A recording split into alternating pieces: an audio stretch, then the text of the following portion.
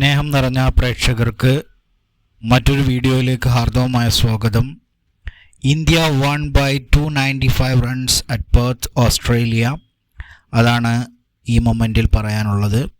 India വളരെ കോംപ്രിഹെൻസീവായിട്ടുള്ള ഒരു വിജയം നേടിയിരിക്കുന്നു. മാൻ ഓഫ് ദി മാച്ചായി ക്യാപ്റ്റൻ ബൂംറ തിരഞ്ഞെടുക്കപ്പെട്ടിരിക്കുന്നു.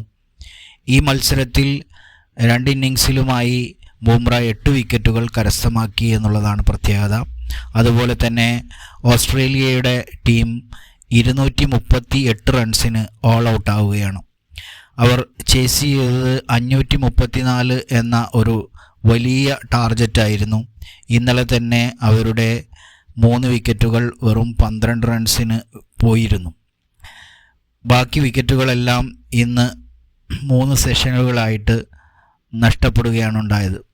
ട്രാവിസ് ഹെഡ് മാത്രമാണ് ഓസ്ട്രേലിയൻ നിരയിൽ 50 റൺസിലധികം സ്കോർ ചെയ്തത്. 89 റൺസാണ് അദ്ദേഹം 101 ബോളിൽ നേടിയത്. 8 ഫോറുകൾ ഇതിൽ അടങ്ങിയിരിക്കുന്നു. മിച്ചൽ മാർഷ് 47 റൺസ് എടുത്തപ്പോൾ അലക്സ് കാരി 36 റൺസ് എടുത്തു. മിച്ചൽ മാഷിൻ്റെ സ്കോർ 67 ബോളിൽ നിന്ന് 47 റൺസായിരുന്നു. 3 ഫോറുകളും 2 സിക്സറുകളും അടങ്ങുന്നതായിരുന്നു അദ്ദേഹത്തിൻ്റെ ഇന്നിങ്സ്. അലക്സ് കാരിയാകട്ടെ 58 ബോളിൽ നിന്ന് 36 റൺസ് നേടി 2 ഫോറുകൾ അദ്ദേഹം കരസ്ഥമാക്കി. ബൗളിങ്ങിൽ സെക്കൻഡ് ഇന്നിങ്സിൽ ബൂംറ 3 വിക്കറ്റും, മുഹമ്മദ് സിറാജ് 3 വിക്കറ്റും, ഹർഷിത് റാണ 1 വിക്കറ്റും, വാഷിംഗ്ടൺ സുന്ദർ 2 വിക്കറ്റും, NK റെഡ്ഡി 1 വിക്കറ്റും നേടി. അങ്ങനെ 5 മാച്ചുകളുള്ള 5 ടെസ്റ്റുകളുള്ള ഈ ബോർഡർ ഗവാസ്കർ ട്രോഫി സീരീസിലെ 1ാമത്തെ ടെസ്റ്റ് ഇന്ത്യ വളരെ മനോഹരമായി വിജയിച്ചിരിക്കുകയാണ്. ഇന്ത്യൻ ടീമിൻ്റെ ഈ പ്രകടനം വളരെ അസാധാരണമായി തോന്നിയേക്കാം. കാരണം ഇന്ത്യയിൽ വെച്ച് നടന്ന ഇന്ത്യ ന്യൂസിലാൻഡ് ടെസ്റ്റ് പരമ്പരയിൽ 3-0 ഇന്ത്യ തോറ്റു തുന്നം പാടിയത്. അതിനുശേഷം നടക്കുന്ന ഒരു ടെസ്റ്റ് മാച്ചിൽ ഇന്ത്യ ഇത്തരത്തിൽ തിരിച്ചു വരുന്നു. അതും വിദേശത്ത് ഓസ്ട്രേലിയക്ക് എന്തുകൊണ്ടും അനുകൂലമായ പിച്ചിൽ ഇത്തരത്തിൽ ഇന്ത്യ തിരിച്ചു വരുന്നത് വളരെ അവിസ്മരണീയമായ ഒരു സംഭവമായിട്ട് മാത്രമേ നമുക്ക് കാണാൻ സാധിക്കുകയുള്ളൂ.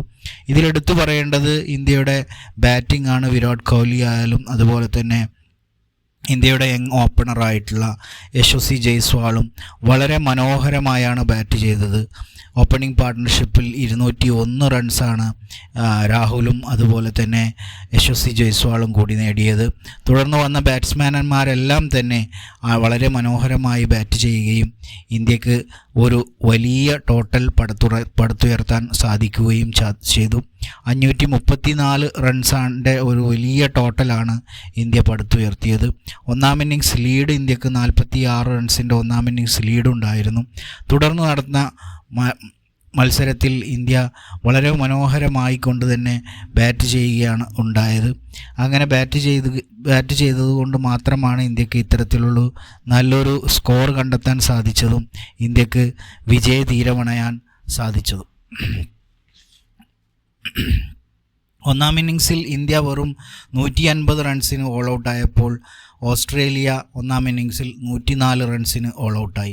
സെക്കൻഡ് ഇന്നിങ്സിൽ ഇന്ത്യ 487 റൺസ് എടുക്കുകയും 6 വിക്കറ്റ് നഷ്ടത്തിൽ 487 റൺസ് എടുത്ത് ഡിക്ലെയർ ചെയ്യുകയാണ് ചെയ്തത്.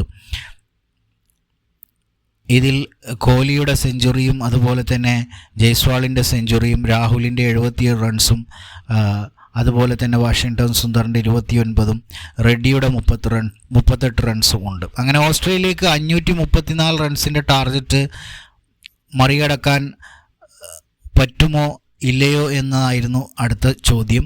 അങ്ങനെ ഇന്നലെ തന്നെ, അതായത് 3ാം ദിനം തന്നെ 3 വിക്കറ്റുകൾ നഷ്ടപ്പെട്ടുകൊണ്ട് ബാറ്റിംഗ് പുനരാരംഭിച്ച ഓസ്ട്രേലിയക്ക് ഇന്ന് ബാക്കിയുള്ള 7 വിക്കറ്റുകളും നഷ്ടമായി.